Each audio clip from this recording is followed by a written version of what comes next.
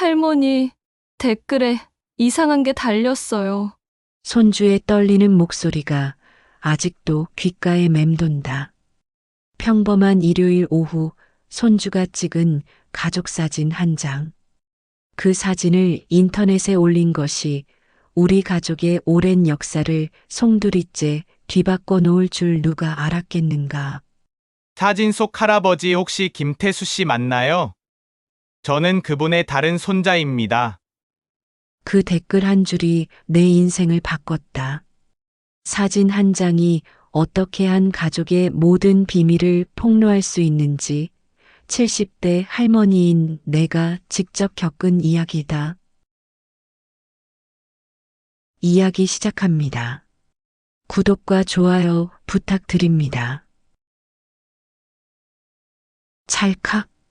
민서의 휴대전화에서 경쾌한 셔터 소리가 났다. 늦은 오후 햇살이 거실 창문을 비스듬히 비추며 소파에 둘러앉은 우리 가족을 따뜻하게 감쌌다.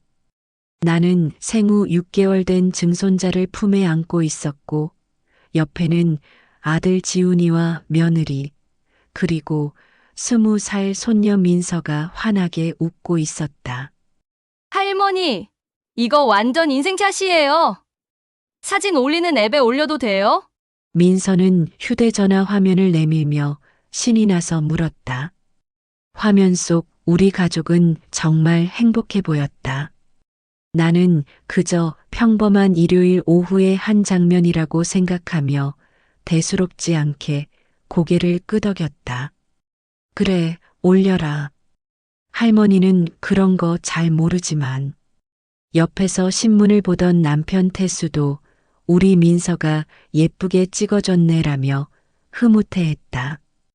평생 그런 인터넷 세상과는 담을 쌓고 살아온 우리였지만 손주가 하는 일이니 대수롭지 않게 여겼다. 민서는 즉석에서 사진에 예쁜 효과를 넣고 글자를 달기 시작했다. 4대 가족, 행복한 일요일, 할머니 사랑해 같은 표시들을 붙였다. 그리고 몇 번 화면을 톡톡 건드리더니 올렸어요. 라며 환하게 웃었다. 나는 그때까지만 해도 알지 못했다.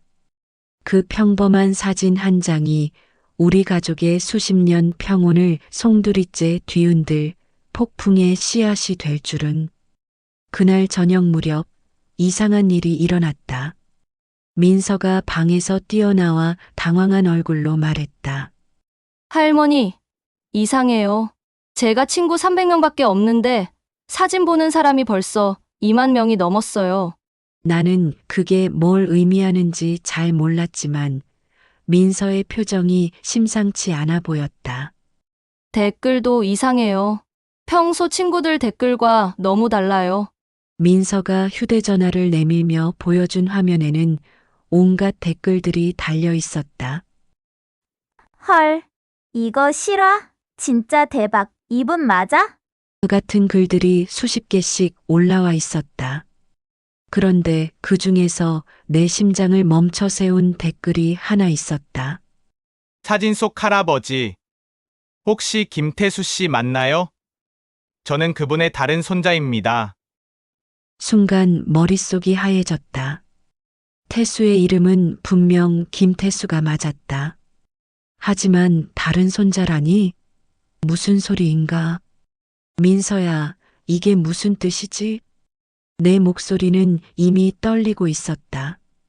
마음 깊은 곳에서 알 수 없는 불안이 스멀스멀 올라왔다. 저도 모르겠어요. 할머니, 그런데 이 사람이 또 댓글을 달았어요. 할아버지 왼쪽 새끼손가락에 화상 흉터 있으실 거예요. 어릴 때 라이터 사고로요. 저도 똑같은 자리에 있거든요. 유전이래요. 나는 반사적으로 소파에서 신문을 보고 있는 태수의 손을 바라봤다. 그의 왼손 새끼손가락에는 정말로 동전 크기만한 흉터가 있었다.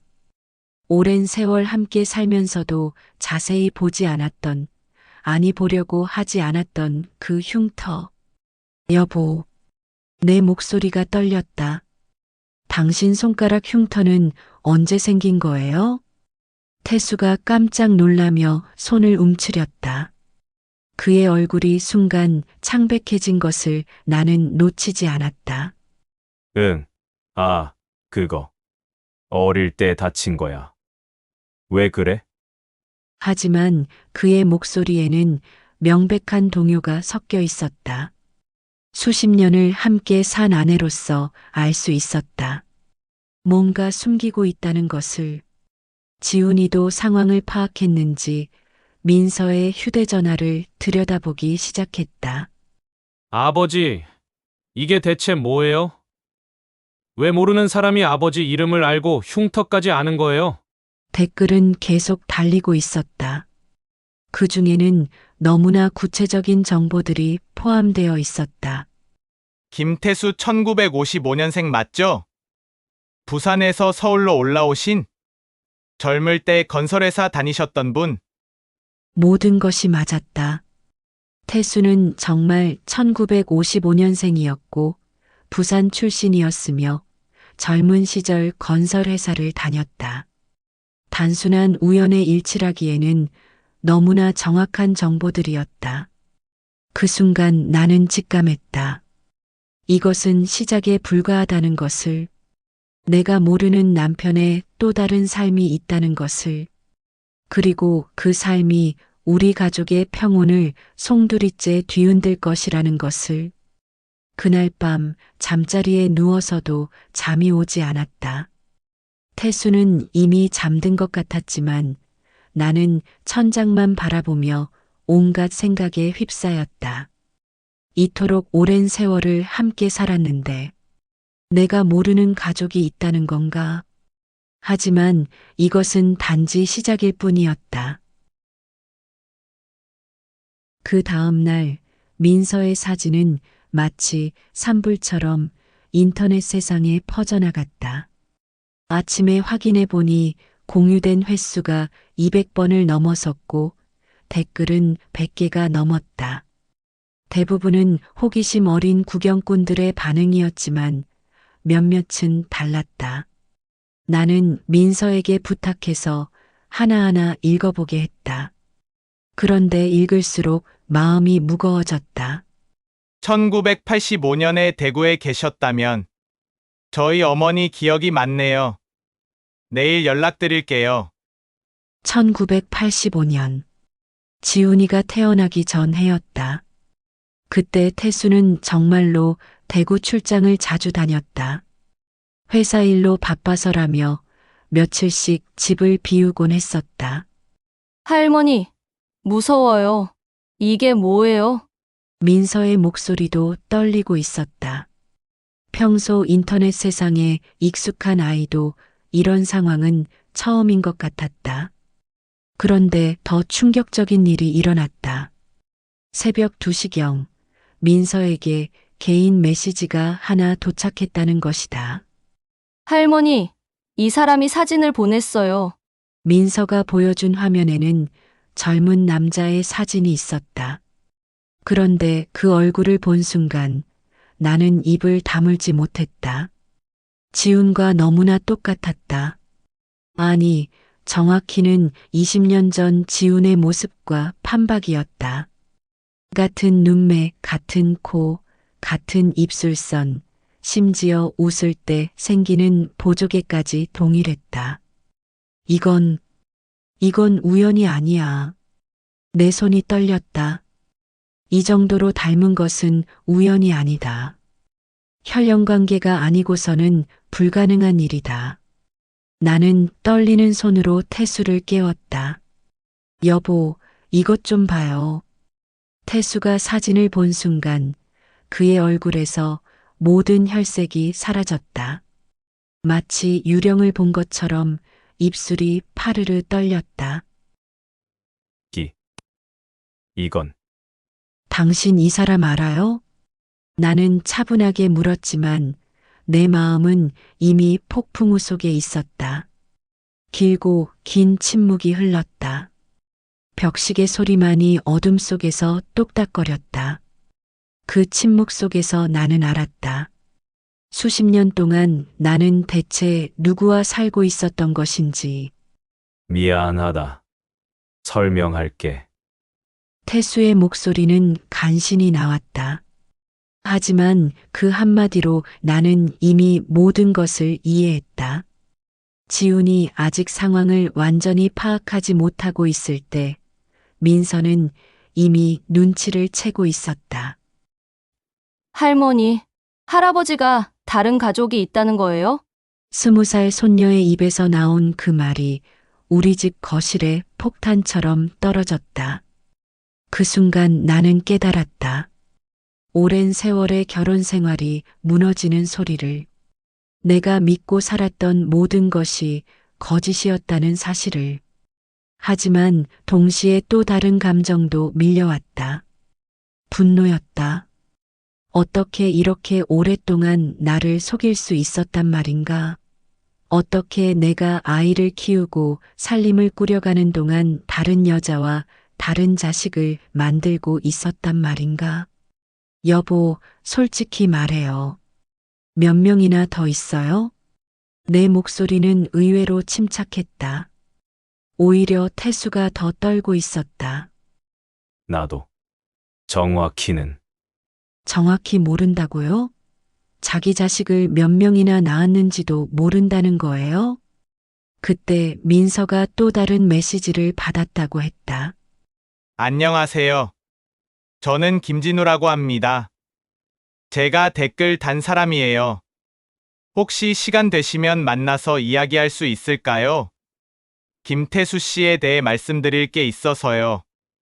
그리고 덧붙여진 말이 나를 더욱 충격에 빠뜨렸다. 저희 어머니들끼리 최근에 연락하게 됐는데 비슷한 상황의 분들이 여러 명 계시더라고요. 어머니들이라니. 비슷한 상황이라니. 복수형으로 말하고 있다는 것은 한 명이 아니라는 뜻이다. 태수 씨, 나는 남편을 이름으로 불렀다. 수십 년 만에 처음이었다. 정확히 몇 명이에요? 영수가. 정확히 몇 명이냐고 물어보는 거예요. 내 목소리가 높아졌다. 지훈이 놀라서 우리를 바라봤다. 나도. 연락이 끊긴 지 오래된 사람들도 있고. 그럼 지금도 연락하는 사람들이 있다는 거네요? 태수는 대답하지 못했다. 하지만 그 침묵이 곧 대답이었다. 그 순간 나는 무너져 내렸다. 이토록 오랜 세월 동안 믿고 살았던 모든 것이 한순간에 무너져 내렸다. 내가 아는 남편은 없었다. 오직 거짓말쟁이만 있을 뿐이었다. 하지만 진짜 충격은 아직 시작도 하지 않았다. 다음 날 오후 우리는 시내 한적한 찻집에서 김진우라는 청년과 만나기로 했다. 지훈과 민서도 함께 갔다. 나는 밤새 잠을 이루지 못해 눈이 퉁퉁 부어 있었지만 이 일은 피할 수 없었다. 찻집 문을 열고 들어서자 구석 자리에서 한 젊은 남자가 일어났다. 김진우였다. 그런데 직접 보니 사진보다 더 충격적이었다. 정말로 지훈과 판박이었다. 키, 체형, 심지어 걸음걸이까지 똑같았다. 안녕하세요. 그가 조심스럽게 인사를 건넸다. 목소리마저 지훈과 비슷했다. 우리는 어색하게 자리에 앉았다.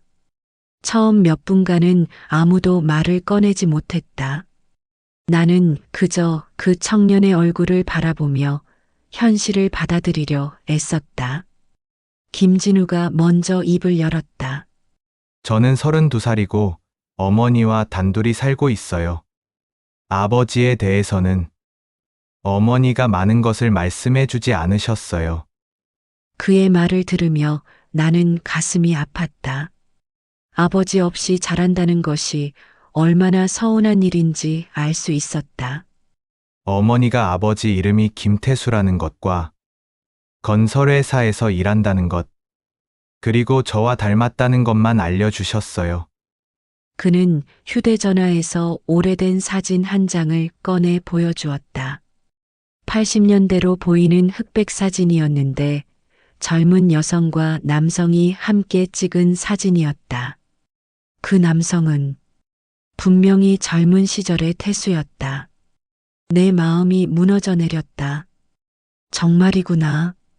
정말 다른 여자와 다른 자식이 있었구나. 어머니 말로는 1998년까지 연락하시다가 갑자기 끊어졌다고 해요. 1998년. 그 해는 지훈이 고등학교에 입학한 해였다. 태수가 승진을 하면서 회사 일이 많아졌다며 집에 늦게 들어오기 시작한 해이기도 했다. 그때까지 연락하고 있었다고? 내가 아이 키우고 살림하는 동안에 지훈이 테이블을 치며 일어났다. 잠깐만요. 1998년이면 제가 16살 때인데요. 그때까지 연락했다는 거예요? 네. 어머니가 그렇게 말씀하셨어요. 나는 목이 메어 말을 할 수 없었다. 지훈이 고등학생이던 그 시절, 태수는 여전히 다른 여자와 연락하고 있었다는 뜻이었다. 그런데 김진우의 다음 말이 우리를 더욱 충격에 빠뜨렸다. 사실 저만 있는 게 아니에요. 뭐라고요? 어머니가 최근에 알게 되셨대요. 같은 시기에 아버지와 만나던 다른 여성들이 더 있었다고요. 민서가 손으로 입을 막았다.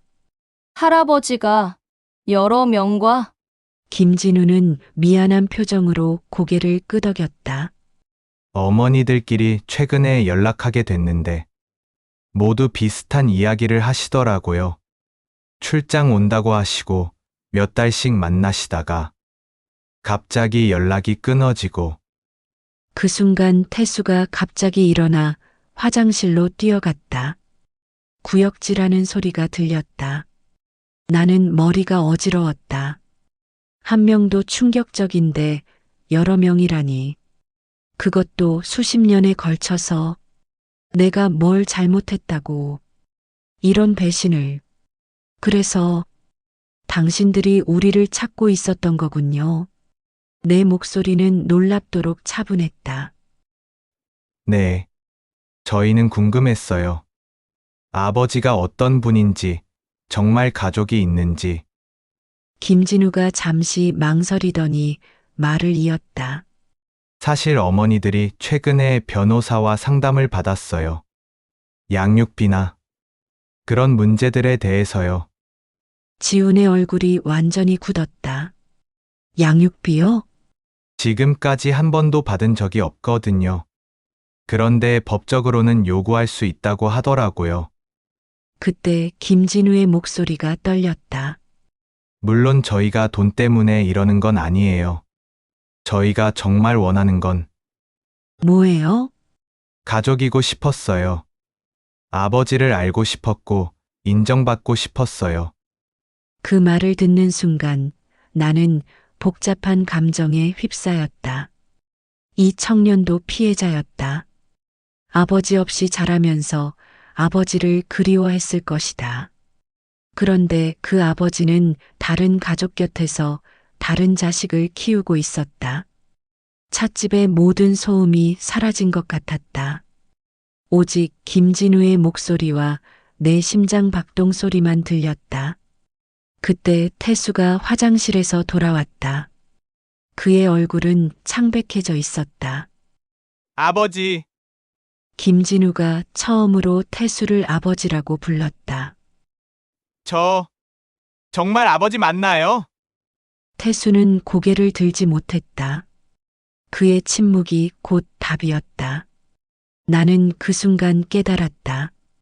이것은 단순한 불륜이 아니라 우리 가족 전체를 뒤흔들 거대한 폭풍의 시작이라는 것을, 그리고 내가 지금까지 살아온 수십 년이 모두 거짓이었다는 것을. 그런데 이때까지도 나는 몰랐다. 진짜 비밀은 따로 있다는 것을. 집으로 돌아온 후 나는 거실 소파에 태수를 마주 앉혔다. 지우는 책상 앞에서 팔짱을 끼고 서 있었고, 민서는 구석에서 우리를 바라보고 있었다. 집안의 공기는 무겁고 답답했다. 이제 다 말하세요. 내 목소리는 의외로 침착했다. 오히려 태수가 더 떨고 있었다. 몇 명이나 더 있는 거예요? 나도. 정확히는 모르겠어. 모른다고요? 지훈이 소리쳤다. 자기 자식을 몇 명이나 낳았는지도 모른다는 거예요? 나는 지훈을 말렸다.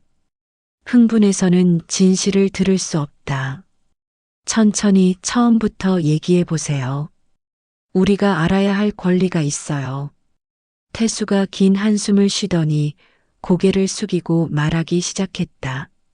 1980년대부터 출장이 많았잖아. 나는 기억했다. 그때 태수는 정말 출장이 많았다. 한 달의 절반은 집을 비웠다. 그때는 젊었고 외로웠고 첫 번째는 정말 실수였어. 부산에서 만난 간호사였는데 내 마음이 쿵 하고 내려앉았다. 부산의 간호사. 구체적인 직업까지 기억하고 있다는 것은 단순한 일회성이 아니었다는 뜻이다. 그 다음에는 대구의 교사, 광주의 은행원, 대전의 공무원. 태수의 고백이 이어질수록 나는 현기증을 느꼈다. 그동안 나는 뭐였어? 바보였나? 이토록 오랜 세월 동안 혼자 집을 지키고 아이를 키우고 시부모님을 모시는 동안 처음엔 일회성이라고 생각했어. 그런데 어떤 여성들은 계속 연락이 왔어. 임신했다고, 아이가 생겼다고. 지훈이 머리를 쥐어뜯었다. 그럼 저보다 나이 많은 형제자매들이 있다는 거예요? 그건 확실하지 않아. 모든 여성이 정말 임신한 건 아닐 수도 있고. 확실하지 않다고요? 내 목소리가 높아졌다. 이렇게 오랫동안 나를 속이고 살면서 확실하지 않다고요? 태수가 더욱 움츠러들었다. 미안해, 영수가. 정말 미안해. 미안하다고 해결되는 일이에요? 우리 살림이 어려워서 내가 밤낮으로 부업까지 했던 시절에 당신은 다른 여자들한테 돈을 보내주고 있었던 거예요? 그제야 태수가 고개를 들었다. 그의 눈에는 눈물이 고여 있었다. 그들도 어려웠어. 혼자서 아이를 키우는 여자들이었어. 그럼 나는 어땠는데요? 나도 혼자서 지훈이 키우는 거나 마찬가지였잖아요. 수십 년 동안 쌓인 분노가 터져나왔다. 태수가 출장 간다고 할 때마다 혼자서 아이를 돌봤던 기억들, 살림이 어려워서 밤늦게까지 부업을 했던 기억들이 모두 떠올랐다. 그때 내가 얼마나 힘들었는지 알아요? 시어머니는 며느리가 남편도 제대로 못 붙잡는다고 구박하시고 동네 사람들은 수군거리고 알아. 알고 있어. 그래서 더 미안한 거야. 미안하면 왜 계속했어요? 왜 이렇게 오랫동안 계속 거짓말을 했어요? 태수는 대답하지 못했다. 그때 민서가 조심스럽게 말했다. 할아버지, 그분들과 지금도 연락하세요? 아니야. 대부분 연락이 끊어진 지 오래야. 대부분이요? 지훈이 날카롭게 물었다. 그럼 아직도 연락하는 사람이 있다는 거네요. 태수가 또다시 침묵했다. 그 침묵이 곧 답이었다. 나는 머리가 어지러웠다. 지금도 연락하는 여자가 있다니. 누구예요? 누구와 아직도 연락해요? 영수가 누구냐고 물어보는 거예요. 서울에 한 명 있어. 서울. 우리와 같은 도시에 사는 여자가 있다는 뜻이었다. 어디 살아요? 강남. 강남. 우리가 사는 곳에서 그리 멀지 않은 곳이었다. 자주 만나요? 아니야. 가끔. 정말 가끔. 가끔이라는 것도 거짓말일 것이다. 이렇게 오랫동안 거짓말만 해온 사람을 어떻게 믿을 수 있겠는가? 그 순간 나는 결심했다. 그 여자를 만나러 가요. 뭐, 그 여자를 만나러 간다고요. 내가 직접 확인하겠어요. 영수가. 그러지 마. 왜요? 내가 그 여자를 만나면 안 되는 이유라도 있어요?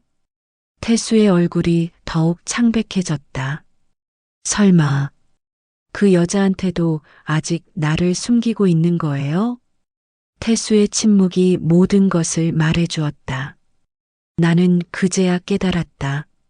나는 지금까지 남편의 본부인이라고 생각했는데 어쩌면 그저 여러 여자 중 하나에 불과했을지도 모른다는 것을. 하지만 내가 알게 될 진실은 이것보다 훨씬 더 충격적이었다. 며칠 뒤 집에 예상치 못한 손님들이 찾아왔다. 초인종이 울렸을 때 나는 단순히 택배 기사려니 생각하며 문을 열었다. 그런데 문 앞에 서 있는 사람들을 보고 나는 숨이 멎었다. 젊은 여성 3명이 서 있었는데 그들의 얼굴에서 태수의 면모를 발견할 수 있었다. 안녕하세요.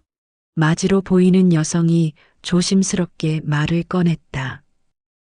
저희가 김태수 씨의 딸들입니다. 내 다리에서 힘이 빠져 문틀에 기댔다. 딸들이라니. 그것도 3명이나. 들어오세요. 내 목소리는 겨우 나왔다. 거실에 모두 앉아 어색한 침묵이 흘렀다. 태수는 아직 회사에서 돌아오지 않았고 지훈과 민서만 집에 있었다. 저는 김미영이고 이쪽은 김수진, 김하늘입니다. 미영이라는 여성이 자기소개를 했다. 30대 초반으로 보였다. 저희도 최근에야 서로를 알게 됐어요. 인터넷을 통해서요. 그들은 각자 다른 지역에서 자랐지만 모두 아버지에 대한 비슷한 기억을 가지고 있었다고 했다. 어머니가 주신 건데요. 미영이 가방에서 낡은 봉투를 꺼냈다. 아버지가 보내주신 편지들이에요. 봉투 안에는 수십 통의 편지가 들어 있었다. 모두 태수의 손글씨였다. 수십 년 동안 봐온 그 글씨를 나는 한눈에 알 수 있었다. 1985년부터 1998년까지 꾸준히 편지를 보내셨어요. 1998년. 그 해는 지훈이 고등학교에 입학한 해였다. 우리 집 경제 사정이 가장 어려웠던 시기였다. 지훈이 고등학교 입학금 때문에 내가 친정에서 돈을 빌려왔던 그 해에도 태수는 다른 여자들에게 편지를 쓰고 있었다. 저희 어머니들이 모두 만나봤는데 공통점이 있더라고요. 수진이 조용히 말했다. 어떤 공통점이요? 모두 혼자 아이를 키우고 계셨어요. 그리고 아버지가 정기적으로 돈을 보내주셨대요. 내 마음이 철렁 내려앉았다. 돈을 보내줬다고? 우리 살림이 그렇게 어려웠던 시기에 얼마나 보내주셨어요? 어머니마다 다르지만 월 30만 원에서 50만 원 정도요. 30만 원에서 50만 원. 그 시절 돈으로는 적지 않은 액수였다. 우리 집 한 달 생활비가 그 정도였으니까. 하늘이 휴대전화를 꺼내 보여주었다. 이게 저희 어머니들이 만든 대화방이에요. 지금 6명이 들어와 있어요. 화면에는 정말로 6명의 여성들이 대화를 나누고 있었다. 모두 태수와 관련된 사람들이었다. 6명이요? 내 목소리가 떨렸다. 네. 그런데 아직 확인 중인 분들도 더 계세요. 지훈이 떨리는 목소리로 물었다. 그럼 저를 포함해서 총 몇 명인 거예요? 미영이 무거운 표정으로 대답했다. 지금까지 확인된 것만 9명입니다. 거실에 폭탄이 터진 것 같은 정적이 흘렀다. 나는 어지러웠다. 9명? 9명의 자식이 있다고? 그런데 이상한 게 있어요. 수진이 신중하게 말을 이었다. 저희 어머니들 말씀으로는 아버지가 단순히 바람만 피신 게 아니라는 거예요. 무슨 뜻이에요? 어머니들이 모두 비슷한 상황이셨어요. 경제적으로 어려우시거나 가족이 없으시거나 그런 분들을 찾아서 도와주신 것 같아요. 나는 복잡한 감정에 휩싸였다. 태수가 단순히 바람을 핀 것이 아니라 어려운 여자들을 도와준 것이라면. 그런데 동시에 분노도 올라왔다. 그럼 나는 뭐란 말인가? 나도 충분히 어려웠는데 왜 나에게는 그런 도움을 주지 않고 다른 여자들만 도와준 것인가? 그때 하늘이 또 다른 서류를 꺼냈다. 사실 저희가 오늘 온 이유가 따로 있어요. 그녀의 표정이 심각해졌다.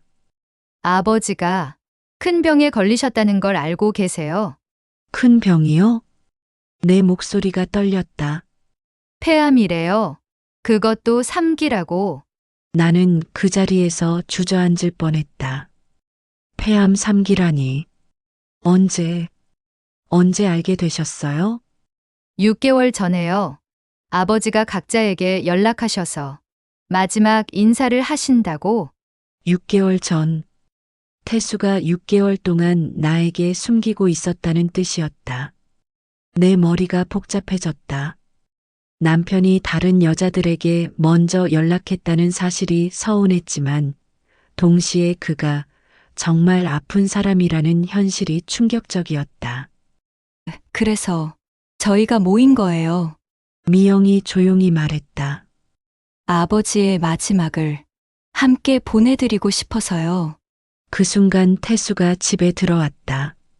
그는 거실에 모인 사람들을 보고 얼어붙었다. 아버지. 세 딸이 동시에 일어나 태수를 바라봤다. 태수는 그 자리에 선 채로 말을 잇지 못했다.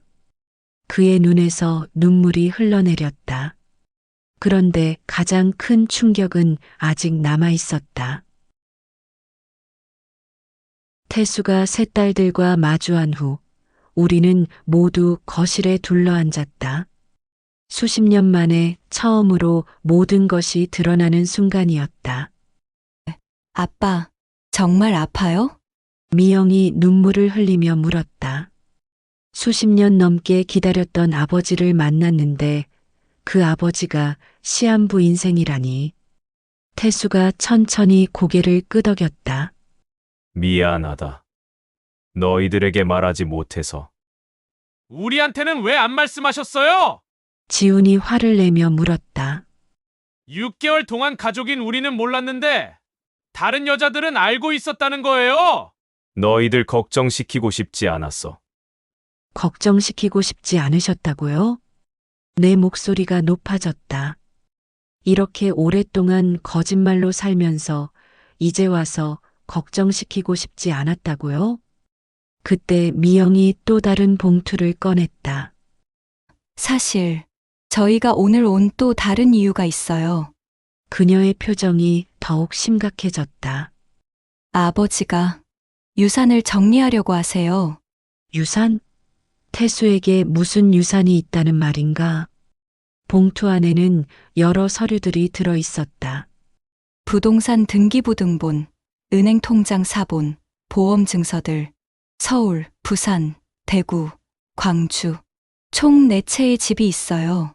내가 아는 집은 우리가 지금 살고 있는 이 집뿐이었다. 내 채라니. 그리고 은행 예금이. 미영이 계산기를 두드렸다. 총 5억 정도 됩니다. 5억. 나는 현기증을 느꼈다. 오랫동안 생활비가 부족해서 쪼들려 살았는데 태수에게는 5억이나 되는 돈이 있었다는 것인가? 어떻게 이런 돈이 있어요? 내 목소리는 떨렸다.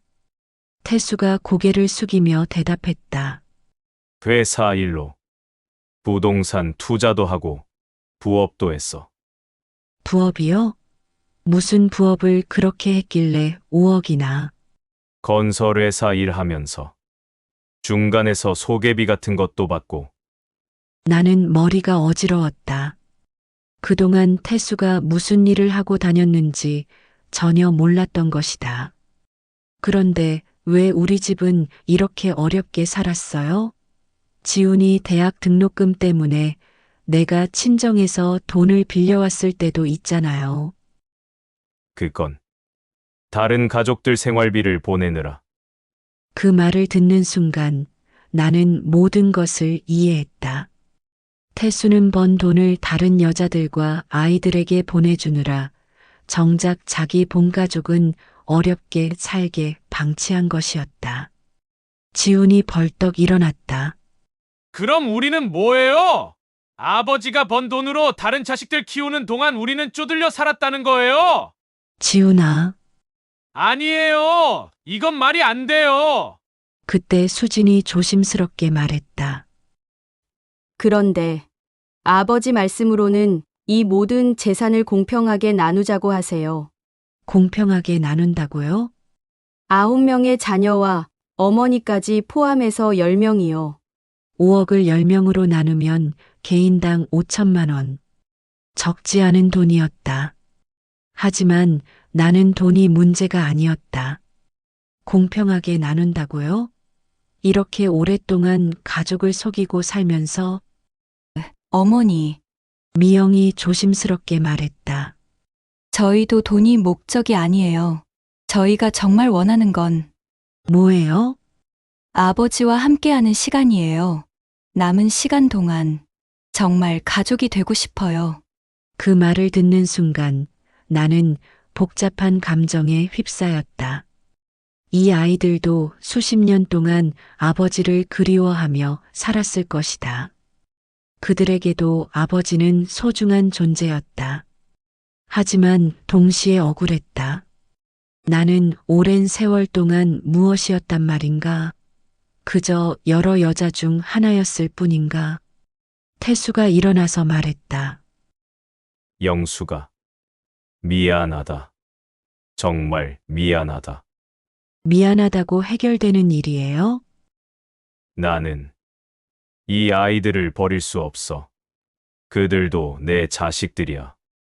그 순간 나는 알았다. 태수가 진심으로 모든 자식들을 사랑하고 있다는 것을, 그리고 그가 정말로 후회하고 있다는 것을. 하지만 동시에 깨달았다. 이제 더 이상 예전으로 돌아갈 수 없다는 것을. 우리 가족은 이미 완전히 달라져 버렸다는 것을. 그날 밤 나는 잠들 수 없었다. 창밖을 바라보며 생각했다.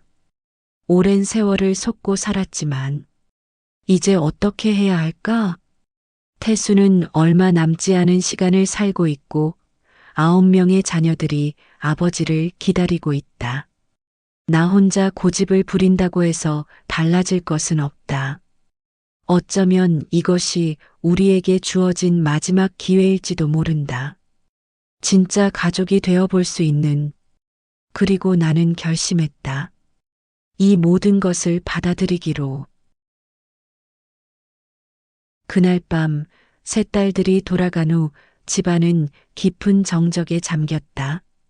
태수는 소파에 기대어 앉아 있었고 지우는 책상에서 계산기를 두드리고 있었다. 5억을 10명으로 나누면 개인당 5천만 원. 결코 적지 않은 돈이었다. 나는 부엌에서 차를 우리며 생각에 잠겨 있었다. 오랜 세월을 속고 살았다는 분노와 시한부인 남편에 대한 연민이 복잡하게 얽혀 있었다. 민서는 방에서 인터넷을 뒤지고 있었다. 오늘 만난 새 이모들과 아직 만나지 못한 다른 형제자매들에 대해 궁금해하고 있었다. 할머니, 이거 보세요. 민서가 노트북을 들고 거실로 나왔다. 김진우 오빠가 만든 가족 소개 페이지예요. 화면에는 정말로 9명의 사진이 있었다. 나이 순으로 정렬되어 있었는데 가장 나이 많은 사람은 지훈보다 2살 위였고 가장 어린 사람은 민서보다 3살 아래였다. 와, 정말 다 닮았네요. 나도 화면을 들여다봤다. 정말로 모든 얼굴에서 태수의 흔적을 찾을 수 있었다. 그때 태수의 휴대전화가 울렸다. 미영에게서 온 메시지였다. 아버지, 저희가 계획을 세웠어요. 이번 주말에 모두 함께 만나는 건 어떨까요? 본가족분들도 함께요. 태수가 우리를 바라봤다. 어떻게 생각해? 지훈이 먼저 반응했다. 아직 받아들이기 어려워요. 갑자기 형제자매가 8명이나 생겼다니. 저는 민서가 조심스럽게 말했다. 사실 궁금해요. 제 또래 사촌들도 있을 것 같은데 어떤 사람들일까요? 나는 여전히 복잡한 심정이었다. 여보, 정말 다 솔직하게 말해보세요.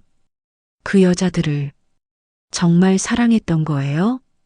태수가 길게 한숨을 쉬었다.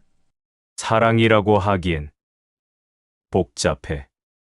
하지만 각자 나름의 이유가 있었어. 그는 천천히 말을 이었다.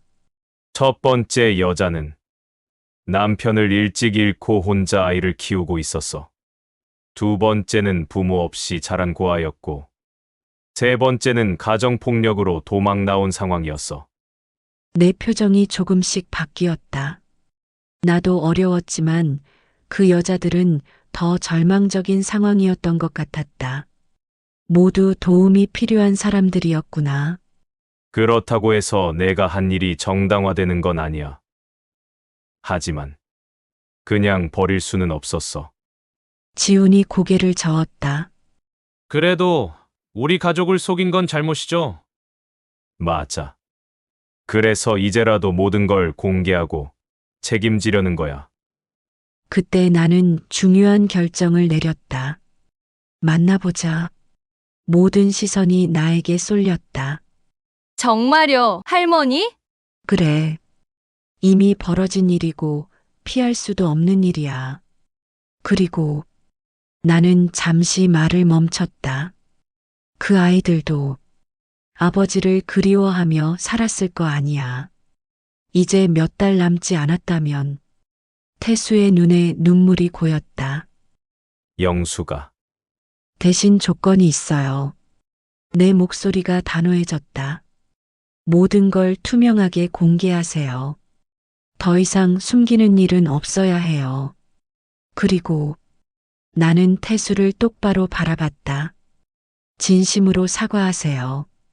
나한테도 아이들한테도. 태수가 고개를 끄덕였다. 그럴게. 정말 그럴게. 민서가 박수를 쳤다. 할머니 멋져요. 그럼 이번 주말에 정말 만나는 거예요? 지우는 여전히 마음의 정리가 안 됐지만 가족의 결정을 따르기로 했다. 알겠어요. 하지만 천천히 해요. 저도 마음의 준비가 필요하니까. 그날 밤 태수는 미영에게 답장을 보냈다. 이번 주 토요일 괜찮습니다. 우리 가족도 함께하겠습니다. 메시지를 보낸 후 그는 수십 년 만에 처음으로 모든 짐을 내려놓은 기분이라고 했다. 나도 마찬가지였다.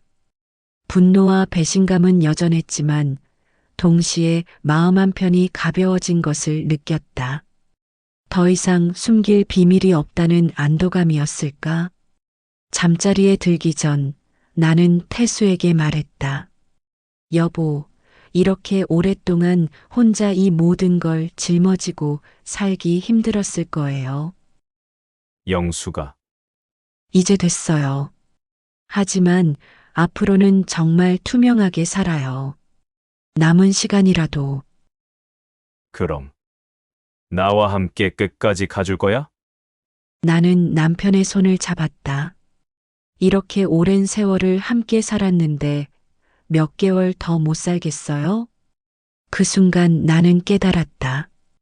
이 모든 일이 어쩌면 우리 가족에게 새로운 시작을 줄 수도 있다는 것을, 진짜 가족의 의미를 배울 수 있는 기회일 수도 있다는 것을, 드디어 모든 진실이 밝혀질 날이 다가왔다.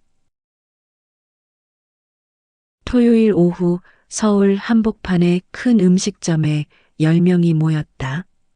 본가족 4명과 다른 가족들 6명. 모두의 얼굴에는 긴장과 기대가 뒤섞여 있었다. 태수가 테이블 가운데 앉았다. 나는 그의 오른쪽에, 지훈과 민서는 왼쪽에 앉았다. 다른 자녀들은 나이 순으로 앉았다.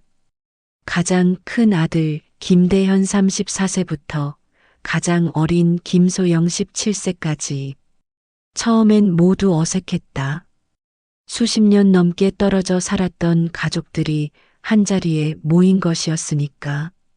태수가 먼저 입을 열었다. 모두 와줘서 고맙다. 그리고 그의 목소리가 떨렸다. 평생 숨기고 살아서 미안하다. 그는 한 명 한 명을 바라보며 사과했다. 대연아, 너를 아버지라고 부르지 못하게 해서 미안했다. 미영아, 내가 아플 때 옆에 있어 주지 못해서 미안했다. 진우야, 내가 궁금해할 때 답해주지 못해서 미안했다. 9명의 이름을 하나씩 불러가며 사과하는 모습에 나도 눈시울이 붉어졌다. 김대현이 먼저 반응했다. 아버지, 저희도 이해해요. 어려운 상황이셨을 거라고. 김미영도 고개를 끄덕였다. 우리 모두 아버지를 원망하며 살지 않았어요. 그냥 궁금했을 뿐이에요. 그때 가장 어린 김소영이 눈물을 흘리며 말했다. 저는 아버지가 있다는 게 너무 좋아요. 친구들은 다 아버지가 있는데 저만 없어서 외로웠거든요. 그 말에 모든 사람들의 눈에 눈물이 고였다. 지훈이 천천히 일어났다. 형님들, 누나들, 저도 처음엔 받아들이기 어려웠어요. 하지만 오늘 보니까 그가 잠시 말을 멈췄다. 우리 정말 가족 같아요. 모두 아버지를 닮았고 모두 착한 것 같고. 김진우가 웃으며 말했다. 진짜 형이네요. 저보다 2살 많으시니까. 분위기가 조금씩 밝아지기 시작했다. 민서도 용기를 내어 말했다. 언니들, 오빠들, 저 민서예요. 앞으로 잘 부탁드려요. 나이가 비슷한 사촌들이 민서 주변으로 모여들었다. 금세 휴대전화 번호를 교환하고 사진을 찍기 시작했다. 나는 그 모습을 바라보며 복잡한 감정을 느꼈다. 분노와 배신감은 여전했지만 동시에 이 많은 자녀들이 모두 태수의 피를 받았다는 사실에 묘한 모성애 같은 것도 느껴졌다. 김미영이 내게 다가왔다. 어머니, 정말 죄송해요. 저희가 갑자기 나타나서. 미영아, 나는 그녀의 손을 잡았다. 너희들 잘못이 아니야. 그리고 이제 우리가 진짜 가족이 되어보자. 그 순간 모든 자녀들이 나를 바라봤다.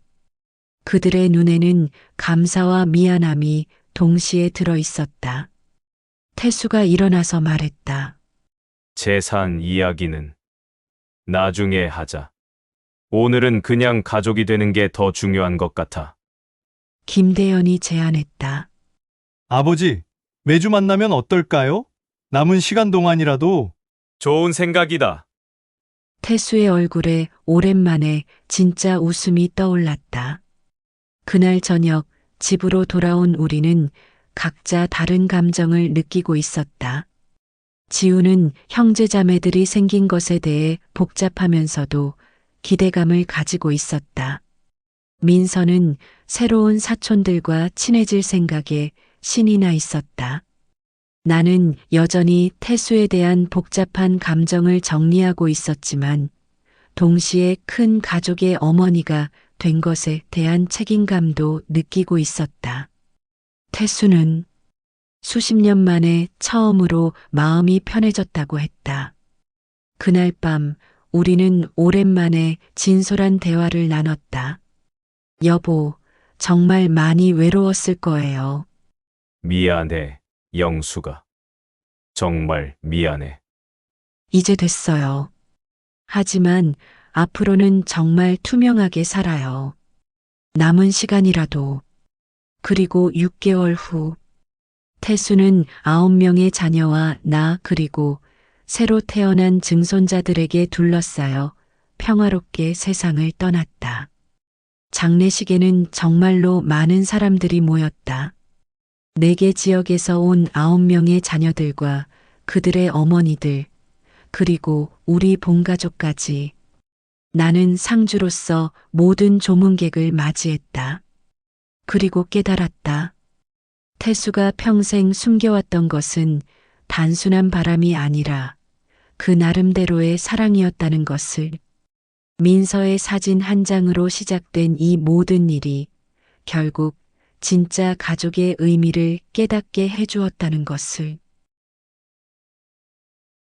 1년 후, 큰 가족들은 여전히 정기 모임을 갖고 있다. 매월 둘째 주 토요일 10명이 모여 밥을 먹고 안부를 묻는다. 나는 이제 정말로 9명의 자녀를 둔 어머니가 되었다. 힘들 때도 있지만 외롭지는 않다. 민서는 새로운 사촌들과 인터넷에서 대가족 일상을 공유하며 소소한 인기를 얻고 있다. 지우는 형제자매들과 함께 작은 사업을 시작했다. 그리고 태수가 남긴 5억의 재산은 정말로 10명에게 공평하게 나누어졌다. 돈보다 더 큰 것을 얻었다는 것을 모두가 알고 있기 때문이다.